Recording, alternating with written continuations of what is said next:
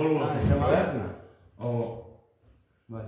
cennet neydi diye sorulanı eninin davanın aşağına bir cevap verdiler de mehvan enelemde sonunumda şöhret gördüm.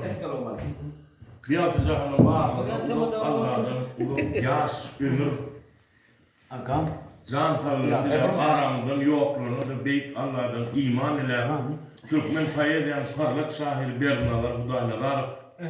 Mahman sehram sen olup, man olup bakanına, hovluk modun hiç daha ecem vardı cahanna.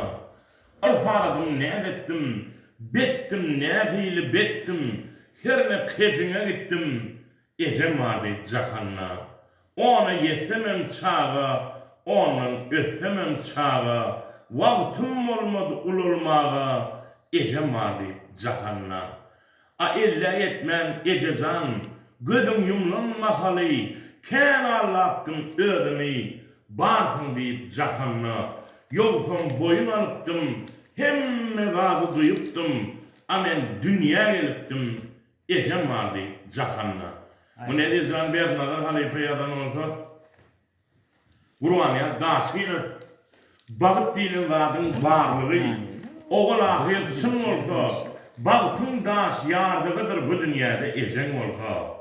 Oğlan çağın oynap yörken, birden ruşun oyuncağın gecennese, menne yok deyip ağlamasın, alıp verer ecen olsa. Kapıyımda, merekende, dosyarların cem olsa, ne hili ulu bağıt sorum arasında ecem olsa. Birden çay içi oturkan, kefemde boyutu çom olsa, özgürlere karışmasın kapıyındadır ecem olsa. Dokudumum düdüldürlay, ulam olsan, kiçem olsan, yüreğim suğludurlay, bu dünyada ecem olsa. Sağ ol,